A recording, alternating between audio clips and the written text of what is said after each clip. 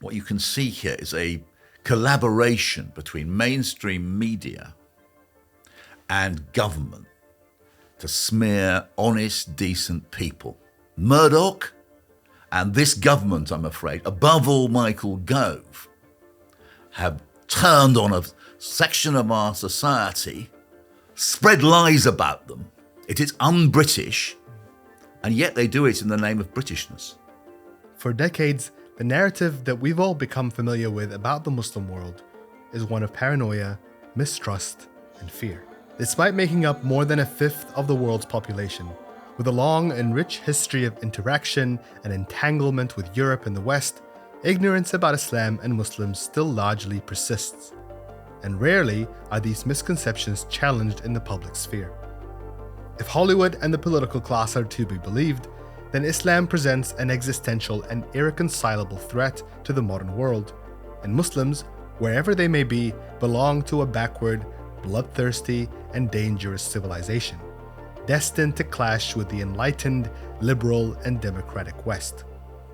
In fact, this was the thesis put forward by American political scientist Samuel Huntington in 1996, that after the Cold War, the world would be divided along religious lines, and that the demographic explosion of the Muslim world was a direct threat to the West and had to be confronted and ultimately dominated.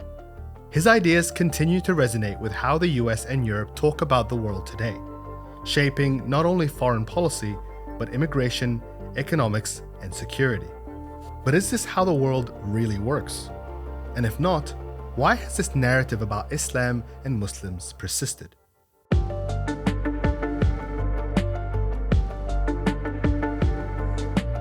Welcome to The Big Picture, a show about the past, the present, and the future. My name is Muhammad Hassan, and today we sit down with celebrated journalist, author, and commentator Peter Oborne. Oborne rose to prominence as the chief political columnist for the Daily Telegraph, a position that he resigned from in 2015. He was also a columnist for The Spectator under the editorship of Boris Johnson. His writing has received numerous accolades, including Columnist of the Year in 2013 and Best Commentary in 2017 and 2022. Today, he's a regular columnist for Middle East Eye. In his book, The Fate of Abraham, Why the West is Wrong About Islam, Oborne examines the long history of commentary by Western voices, challenging their narratives about themselves and questioning the blind spot many in the West have about their own devastating role in shaping the Muslim world today. He also challenges his own profession, admitting he once believed in this narrative, and that many of his peers built lucrative careers in keeping the narrative of a clash of civilization alive. So, what made him change his mind? Peter Oborne, welcome to The Big Picture. It's a pleasure to have you today. Thank you very much. I want to talk to you about this fantastic, incredibly thorough piece of work that you put together that has taken a long time to research. It chronicles a lot of your own personal experiences as a journalist, alongside a lot of historical documentation. In it, you capture this picture of a relationship that has built over hundreds of years between the Western world and the Muslim world, a relationship that is full of misunderstanding and mistrust, and above all, this idea that the West has about Islam, which you challenge. What is this idea, and why do you think it has persisted for so long? There's been an idea going back 1,500 years to the birth of Islam, that Islam is a barbarous, cruel religion which threatens the West and is actually seen as evil. That has been a central, dominant theme of Western thinking, right back to the beginning. You know, when the first English historian, the Venerable Bede, in the 7th century after Christ, writing in Northumberland, starts to kind of become aware of the threat of Islam and talked about Muslims in lurid terms, and then that leads on to the Crusades, which in many ways anticipate the history of the last 100 years in the Middle East or more, when sort of Western Christians sort of invade the what they called the Holy Land, and the language of the popes about the Muslims, or the Saracens as they might have been called, is out of sort of horror. It's a sense of horror, and then I think with this picture prevails in general, going into the Enlightenment, and there's a sense of and the emergence of a very successful Western military civilization, if that is the right word, after 17th and 18th century, with the conquest of Muslim countries, the establishment of either direct rule or local clan regimes, and a kind of morbid scholarship about Islam, in which the local Muslim freedom fighters who fight for their own country against Western invaders are themselves portrayed as somehow demonic and barbaric. And that is just simply a preliminary to the conversation we've had for the last 20 or 30 years, and is getting now very much, it's not getting better, it's getting worse today. And that, I think, it comes after the end of the Cold War, when the West had as an enemy for a long time after World War II Soviet Russia. With the collapse of Soviet Russia, I think there's almost a psychotic desire to have another enemy, and that has been Islam. And what is really remarkable, reading this history as you've laid it out, is that over that huge length of time, how little has changed about that language, the way that that sort of narrative that you mentioned about barbarism and existential threats, and during the Iraq War and the lead up to it, George Bush at one point said that this was a crusade, and this kind of language has continued to dominate the way a lot of Western leaders, Western thinkers think about the Muslim world. Why have those ideas remained so concrete in the Western imagination? That's a very deep question. I'd say add one other point to this language. Is one very interesting theme is the division between moderate and extremist, the creation of a special language to define Muslims. Yeah, the good Muslim and the bad Muslim. The good Muslim and the bad Muslim, which goes back, it's right back to the British Empire and the divide and rule strategies adopted by the imperial administrators. Moderates were the local figures who were happy to collaborate with British rule. Extremists was anybody who was pressing for independence from British rule, and those, of course, extremists were jailed, often tortured. And today we have exactly this same language, and one of the most the research I did was in the emergence of a series of think tanks, mainly in the United States, but with their offshoots here in Britain, who have created a kind of apparatus, a technology, a particular pseudo-scientific language to define Muslims in the West, and the key words, which are radicalization, is one of them, and that extremist is another, Islamist is another, and it's a grossly misused word, and you can, and these languages, this use of language, it dates back to direct rule and empire. And the primary thesis about your book and the title of your book is that this idea that the West has about Islam is wrong. Why do you think it's wrong? What do you think about it is fallacious?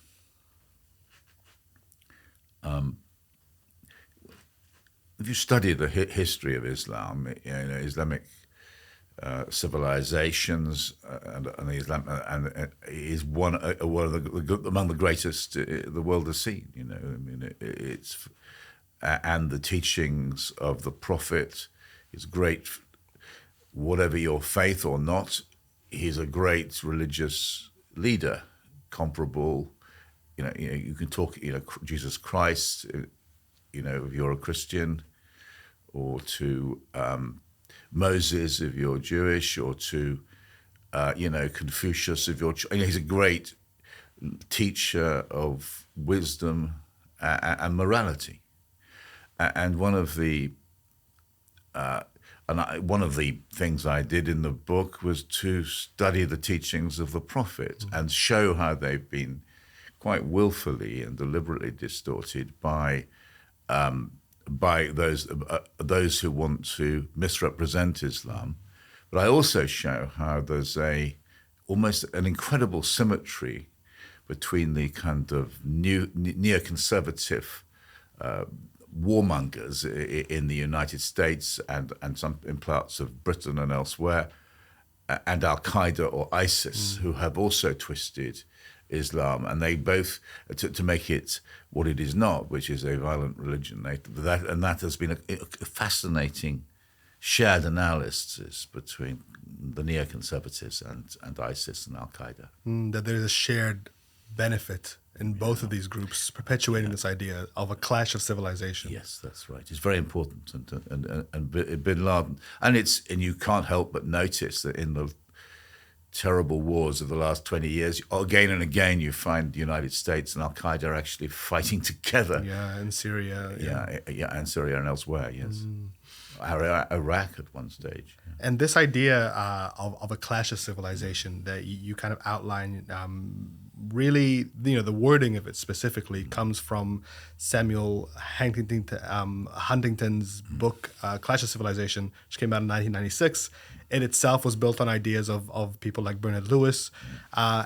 What did that book, that thesis, change about the way that political figures in particular really thought about their position as Western leaders in the world and their relationship to Islam?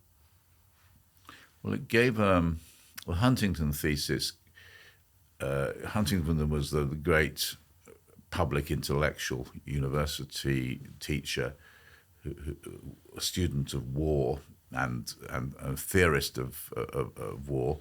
He put Islam into that framework. With the collapse of the Soviet Union, he examined where the next frontiers were going to be between the West and the rest of the world, he didn't simply say Islam. He also he said that the world we're having to face a series of civilizational conflicts. He also predicted China would emerge as a threat to the West. But it was very important and definitive after 9/11 because it gave 9/11 it gave Huntington the false aura of a prophet. And that idea has become something that is leaned on quite heavily and is quite persistent, even though the book itself has been debunked and challenged by a lot of thinkers, a lot of historians as being very kind of simplistic, inaccurate. But why do people lean on it so much? Why has it persisted? It's important to stress, actually, that there's never been a war between Islam and the West. And indeed, there's how many Muslim countries, 50 or so around the globe. Not one of them is at war with the West. And so that it fits into a thesis or a way of seeing the world which legitimizes violence and is also very helpful to the despotic regimes, particularly in the Middle East, who are Western client states and have been able to present their internal opposition as enemies of the West, and therefore they can say to you need me, even though I torture, maim, kill, don't allow democracy, suppress freedom of speech, etc. You need me because I am the barrier. The leader of a Gulf state, I am the barrier, even though I am the enemy of everything you say you believe in terms of human rights and democracy, against this murderous, evil, barbaric Islam. And it enables peaceful, democratic Islamic movements. One thinks of movements of political Islam repeatedly to be portrayed in a false way. They're defined as terrorists.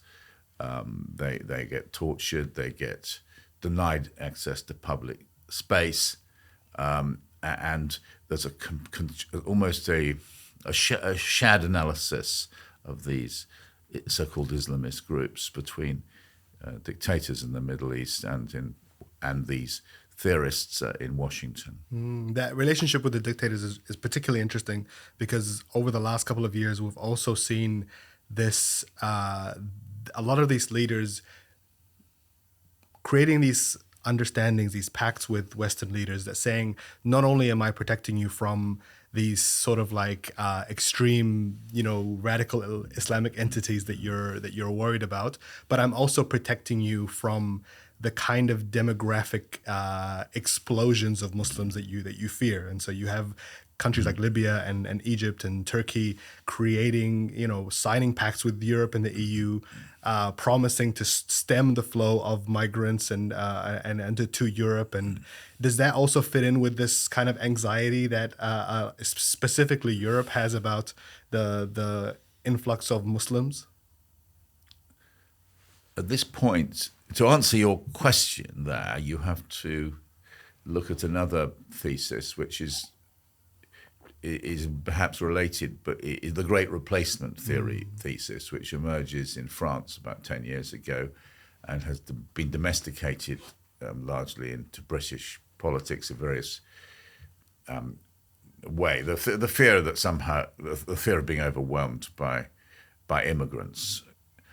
And it's an incredibly powerful fear, and it's incredibly powerful. It's leading to, the rise of right-wing parties as we see across Europe. Yeah, in Hungary, Viktor Oborne, in France, Marine Le Pen, and Absolutely. Also increasingly in Germany, Macron himself.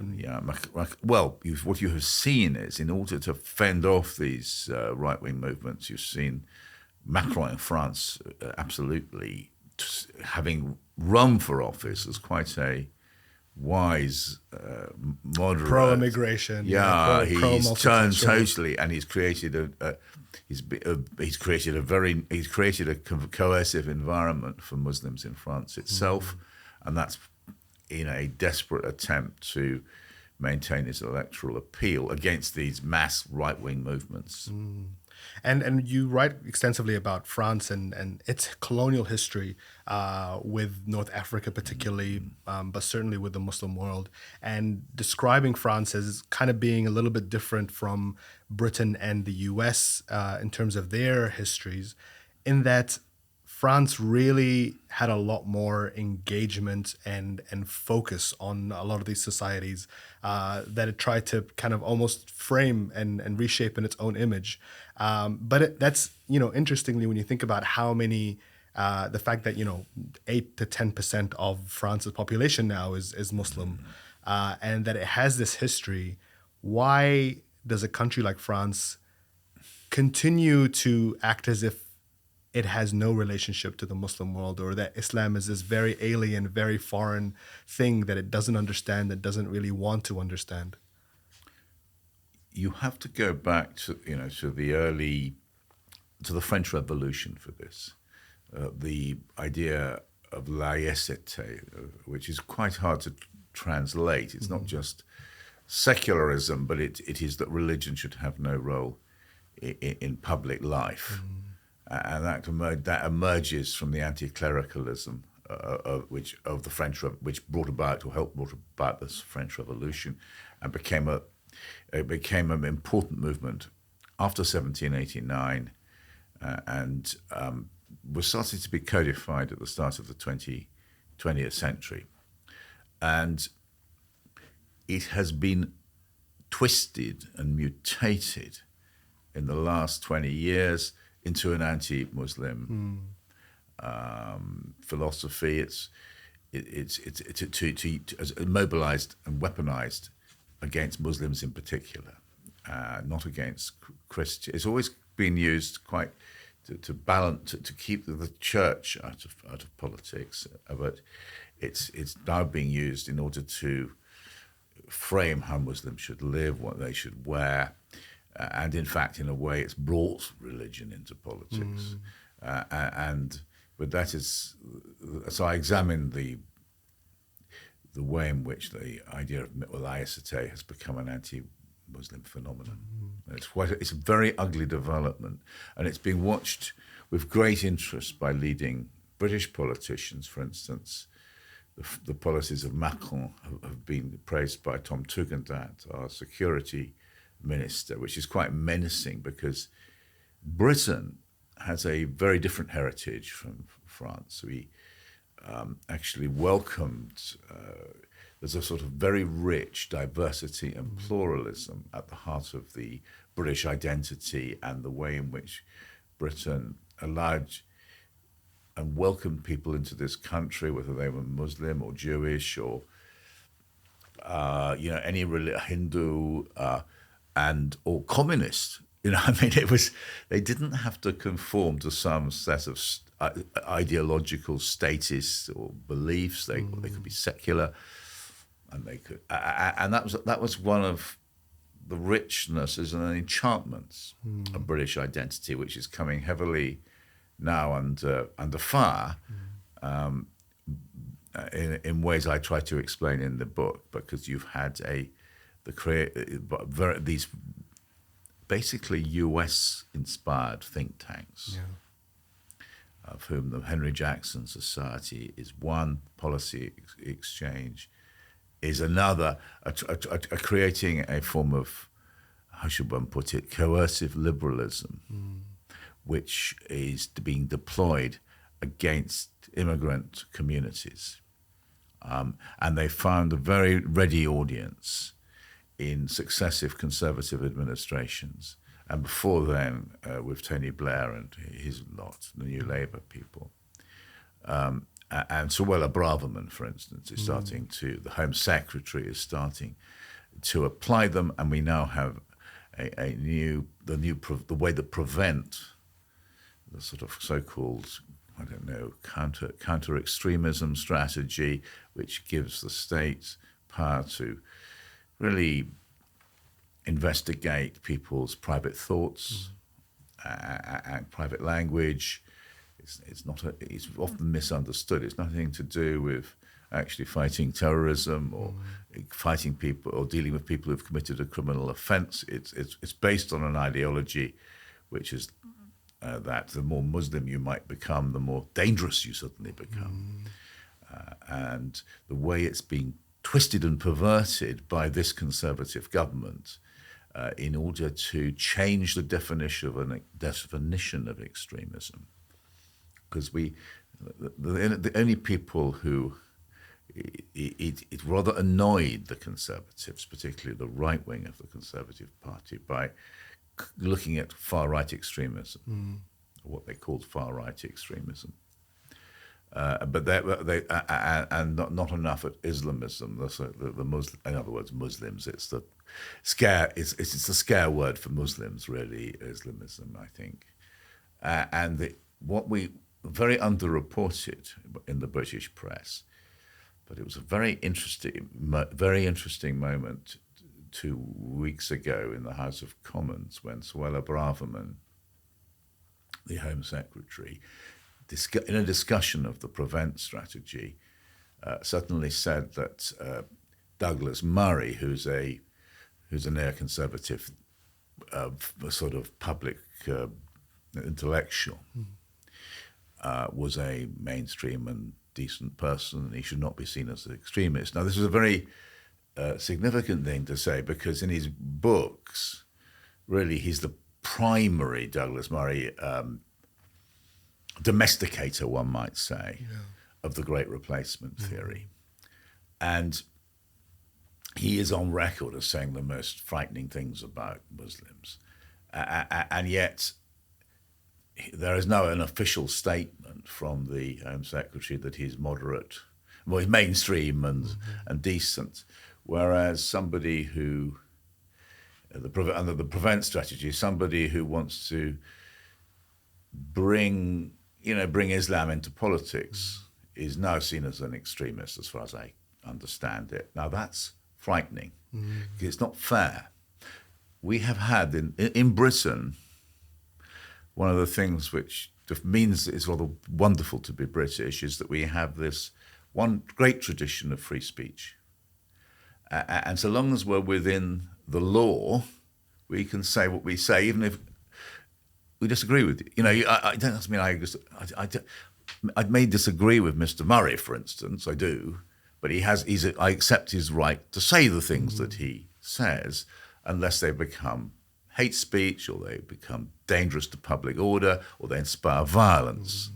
But now we're finding a special category for British Muslims who that they are being interrogated, driven from the British public sphere, effectively, to use a right-wing term, cancelled as citizens, not for doing anything which is breaking the law at all.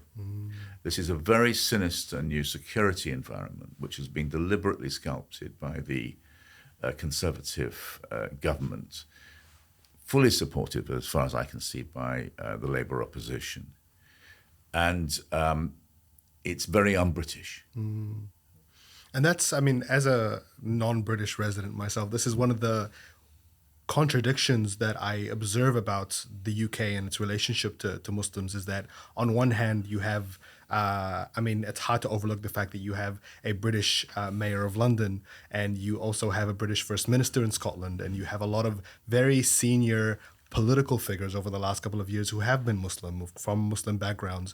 And yet at the same time, there has existed this parallel narrative, this sort of hysteria that has existed in the public light, in the way that politicians talk about the Muslim communities here in Britain, the way the media talks about Muslim communities, that has almost existed side by side with this reality of the fact that there is a kind of space and representation, but there is this competing narrative that Muslims in particular present this sort of threat to Britishness and British life that, as you mentioned, it's very American in its way, and it almost traces back to what was happening around the Iraq invasion, where you had Tony Blair, who had a pretty good relationship with Muslims up until the point of the war. You then have David Cameron, who, as you document in the book, spoke very highly of Muslims up until the point where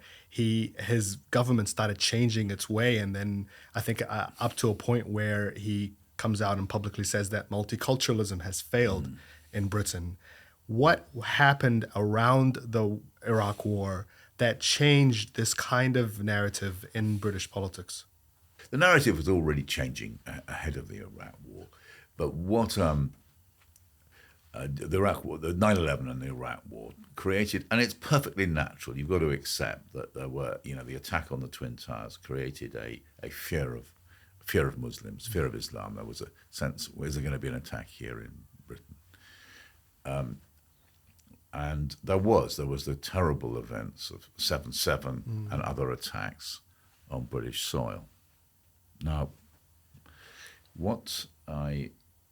and it created irrational hatred, but that's natural again. And in those circumstances, you need politicians and public figures to lead and say, actually, this is what is the Muslim community as a whole is a peace-loving group.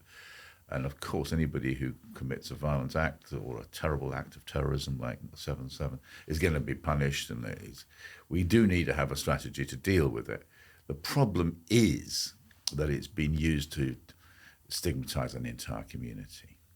And the concepts which are used are poorly thought out. They're without any scientific provenance, and they're used almost maliciously against the Muslim community to stigmatize people who are not committing violence. And one of the things which I think has been particularly distorted is this term Islamist.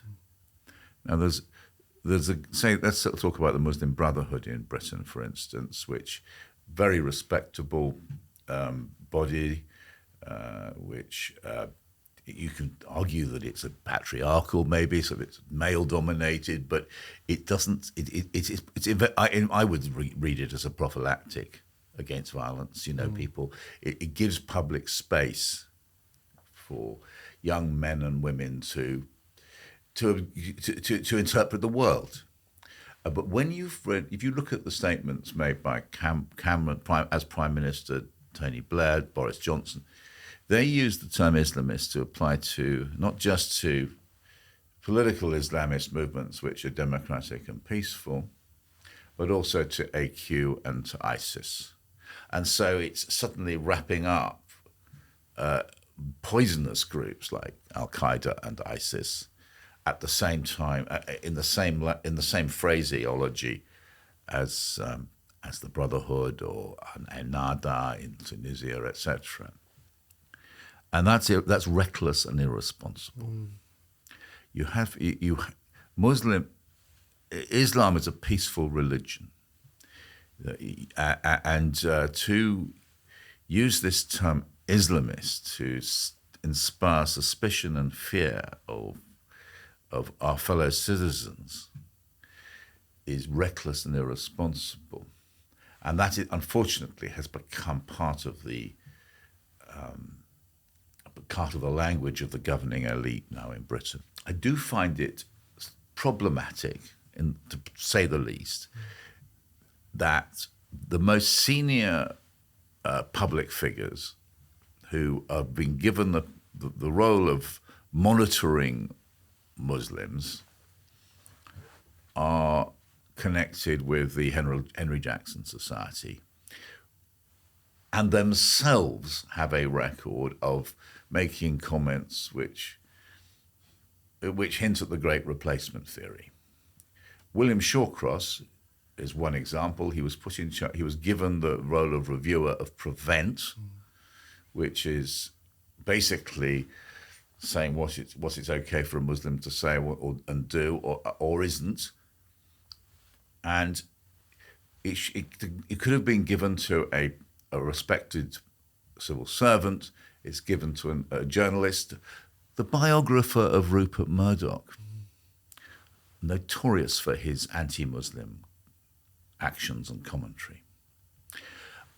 And to give it, I know Willie Shawcross, he's a very nice man.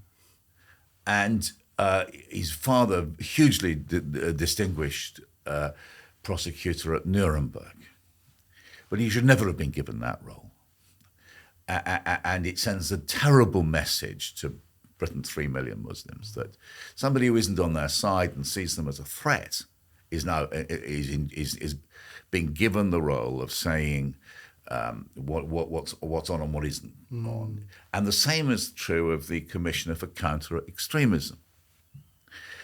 Robin Simcox, I don't know him personally, but it's inappropriate and wrong that somebody he's also been associated with the Henry Jackson Society, has been given this role because it sends out a message that British Muslims are not being treated as British citizens, on the same basis. They are being treated as a suspect group. To use the phrase, or the enemy within, to use the phrase used by Saeed Avasi, the former Conservative cabinet minister. And I think there's something in that where William Shawcross was somebody that, huge swathes of the civil society in Muslim Britain complained about, demanded that he was removed and not being the right person to oversee a review of, the Britain's counter-terror policies.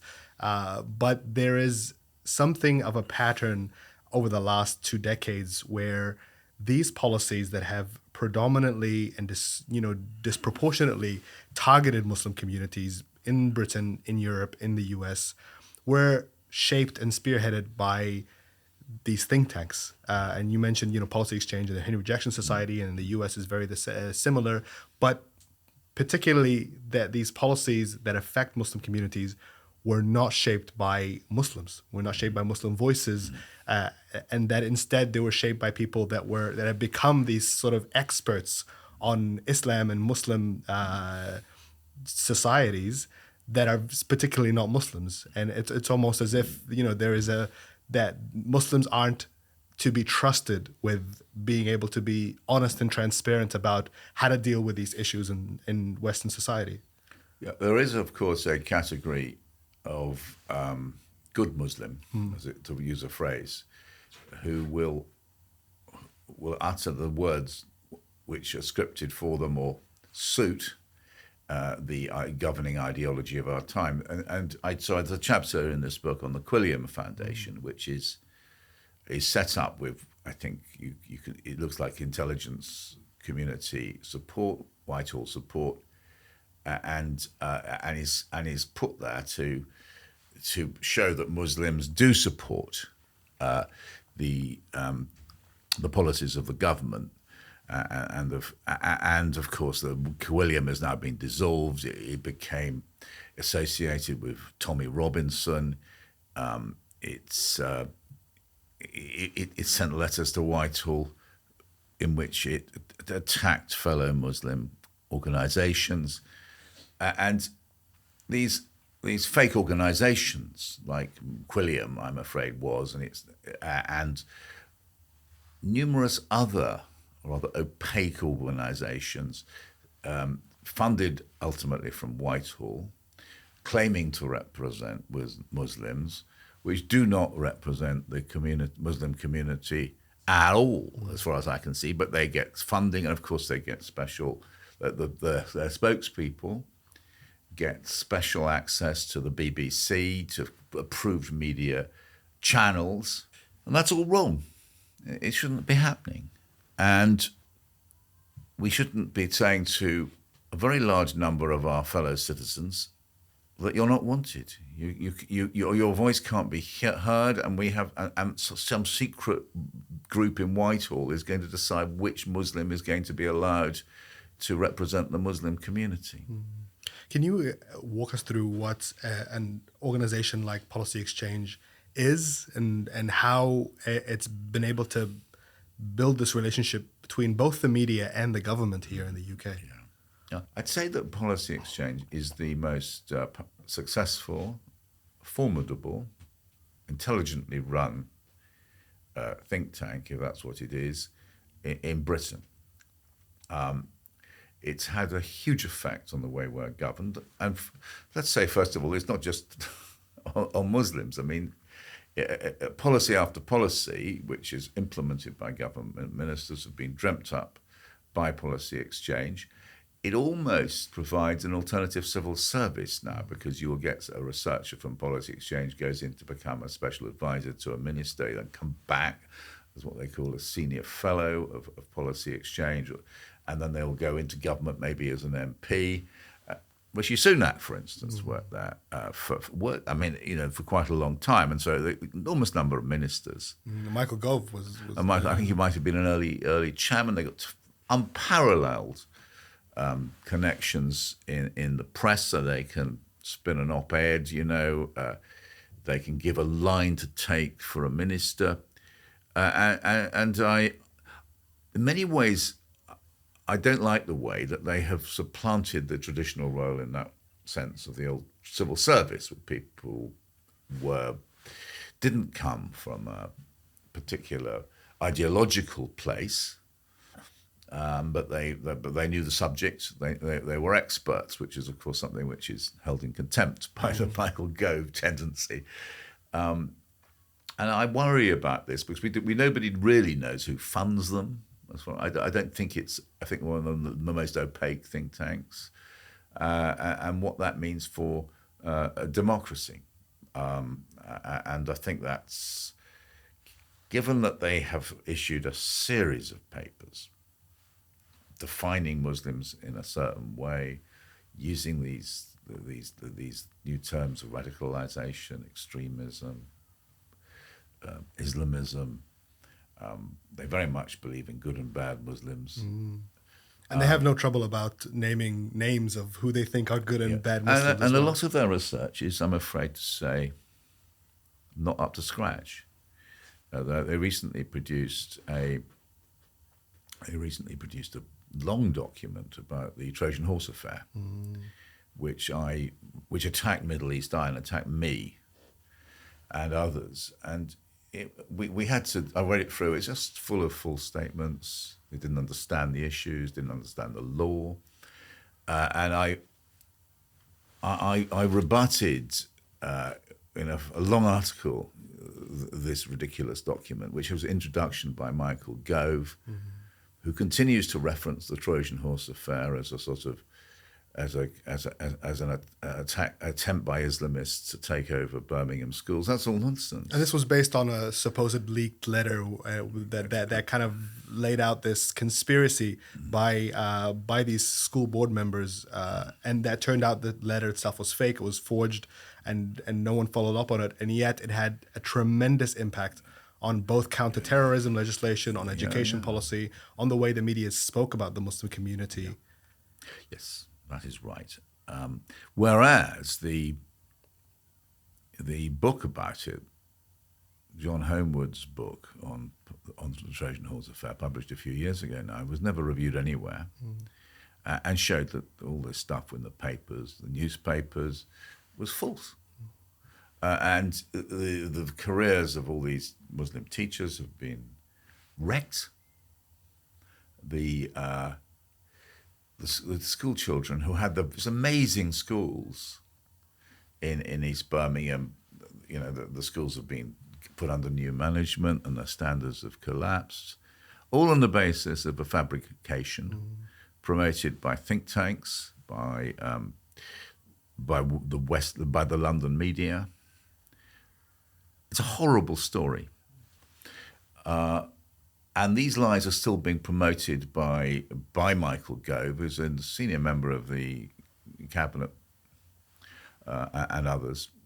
Nick Timothy is another egregious example, who used to be a special advisor senior advisor to Theresa May, and now has a column on the Telegraph.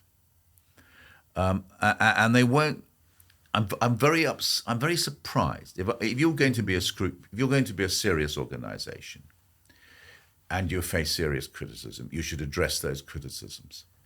When I published this document in Middle East Eye, I exposed so many errors by Policy Exchange, and I would have expected them to have dealt with those, and either responded to saying, sorry, Oborne, you've got this wrong, you've made a series of errors yourself. But no, they've been total silence. And I saw Michael Gove referencing Trojan Horse again last week. I mean, he's still going on as if there really was an Islamist conspiracy to take over. Yeah. And it's completely fake. It's been proven to be fake. And yet it is still used to spread myths about Muslims. It's almost like the narrative that surrounded the Trojan Horse was more real to these people than the actual truth of what happened. That even though it wasn't true, it's almost as if it was the idea that yes, but we still know that this is what these Muslims are up to. This is what they're thinking. This is what they intend to do. I have a chapter on the Trojan Horse affair in this book, and it gets attacked by Policy Exchange. Now, I've rebutted these attacks, and they have been completely silent. They haven't come back at me. Well, if they can either deal with them and say, or they can say, look, we got it wrong, and they should take. Because at the moment we have the British government continuing to smear these wonderful, hard-working teachers. If you look at the achievements of the teachers at these schools, unbelievable. These East Birmingham schools, English as a first language is tiny numbers, and yet they were producing fabulous A-level results. I mean, it's just a wonderful achievement, which we should all celebrate, instead of which it's being vilified. And it's one of the most shameful and wretched episodes. I might add, today is, this is the week when Rupert Murdoch stepped down from his role in British newspapers. Now, his papers smeared Muslims not just on Trojan Horse, day after day after day.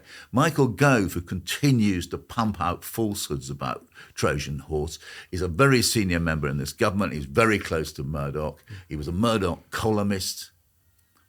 And so what you see here, which is the reason I wrote the book,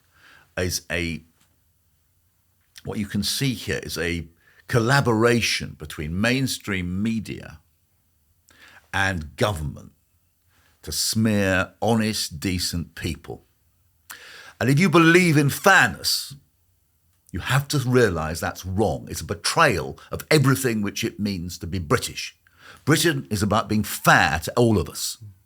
And Murdoch and this government, I'm afraid, above all Michael Gove, have turned on a section of our society, spread lies about them, and that is wrong. It is un-British, and yet they do it in the name of Britishness. They say that Muslims who have obeyed the law, have sought to bring up their children well. All the surveys show that Muslims are really proud to be British, and more than other sections of society. And I feel that to use the idea of Britishness in order to smear Muslims for being extremist is so ugly. And the Trojan Horse affair is the classic case study in this. It would be so nice that if the government would give an apology and launch an inquiry on how this happened, this collaboration between the press, the media, and government ministers in the defamation of a section of our society. The final thing I want to talk to you about is the press and the role of the media in shaping this narrative that we have today. And you begin your book by talking about something that happened to you personally as a journalist during and in the lead up to the Iraq War and in the years after, that changed the way that you saw your profession, but also the way that you saw Britain and its role in the world. What happened during that time that made you rethink things? I find, let's go back again to Rupert Murdoch, who mercifully has gone, disappeared from our public life. And his papers, without exception, were pushing the Iraq War. And so were most of the rest of the British press. And so was the rest of the British government, the Blair government. And it was being pushed through lies. The lies about weapons of mass destruction and other lies later. And I was a much less experienced journalist than and I was shocked by it. I couldn't believe it, actually. And maybe that was naive of me to feel shocked that the British government, supported by the media, should spread lies to justify an illegal war. But it was because I really was sort of born inside the British establishment, and I believed in the decency of the British state. And to see this happen and that these lies then be defended, and the media, instead of doing the job, the theoretical job, which you're taught in journalism school, to the theoretical job, which is to expose falsehoods and fabrications, actually to promote them, it kind of it made me rethink. And I sort of went mentally into opposition, as it were. I felt that I should now try to expose these lies, not to become part of the lying system. And and you saw the same lies you saw the Libya invasion, the same thing there, a fabricated genocide which was going to happen in Libya was used to justify the Libyan invasion, which became a disaster. And in Helmand, we were told it was clever language, it wasn't an actual lie, that we want the defense secretary said we hope to go in without a shot being fired, that terrible tragedy. And by the way, it's not just the British soldiers, terrible though, nearly 500 I think were killed and many, many others maimed, but think of the terrible carnage inflicted on the inhabitants of Helmand, as well, which is often not mentioned, not nearly enough. And so there was I felt that the job of a journalist,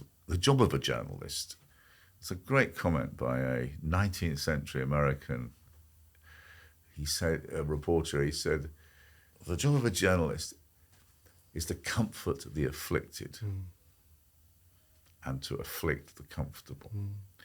And I'm afraid if you look at the role played by journalists in Britain and in the States in the last years, it's been to afflict the afflicted and to comfort the comfortable, particularly the very rich,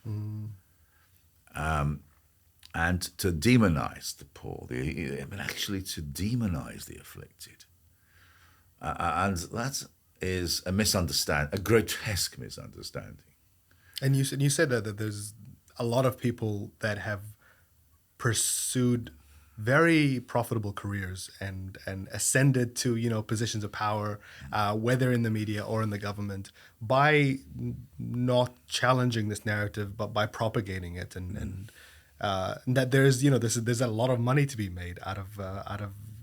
Oh, absolutely, and that is the system which Rupert Murdoch. I go on about him a bit because he's, after 50 years of dominating global media, he stood down. That is the system he has run. Journalism in the interest of the rich and the powerful, and promoting wars while he's been at it. And he had a particular dislike of Muslims. And his papers again and again told lies about Muslims. Reflecting on the book that you have written, this the career that has allowed you to visit many of the countries that you write about in this book, and to really question the narratives that maybe you yourself earlier in your career had as part of this media establishment. Where to from here? Why do you argue that this narrative needs to change? What is at stake for us as a society, for us as a world, to be able to really re-examine how we think about each other? Yes, I conclude the book by saying, not using my own words, using the words of the prophet, using the words of Jesus Christ, of Pope Francis, and of the Jewish sages, to show that we all worship the same God. We all have exactly the same, the great monotheist Middle Eastern religions have exactly the same values and beliefs and same humanity. And we need to reclaim those beliefs and those values, which we've lost. And I think if you look to the future, climate change, war, unnecessary divisions, starvation, we have to regain our common humanity. And that this idea, this thesis that, maybe we kind of began the century on, that this is going to be a future where religion is the primary source of division between us. But now, as you mentioned, there's climate change. There's a lot of very real existential threats that we face as human beings. And religion is really not one of the things that is on people's minds right now. Well, if humanity is to come together and to face and confront these enormous challenges of the next decades, climate change, wars, famine, we have to do it by coming together. Part of it will be using the insights of the great religions. And above all, it'll be by regaining our common humanity. And it was really beautiful the way that you end the book by quoting, the three Abrahamic faiths and this message, the central message of love thy neighbor as thyself, and this being a core foundational tenet of a lot of these religions and the way forward. Peter Oborne, thank you so much for this enlightening and thorough interview. Thank you for being on The Big Picture. That's a real pleasure. Thank you.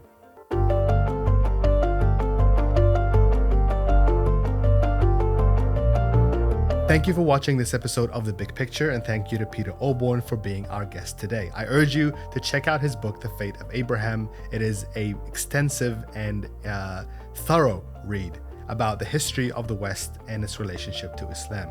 Please let us know what you thought about this conversation and this topic in particular, and let us know who you'd like us to feature as a guest on the show next. As always, you can find all of our podcasts in audio format wherever you find your podcasts. Please like and subscribe, please share it, and until next time, salam.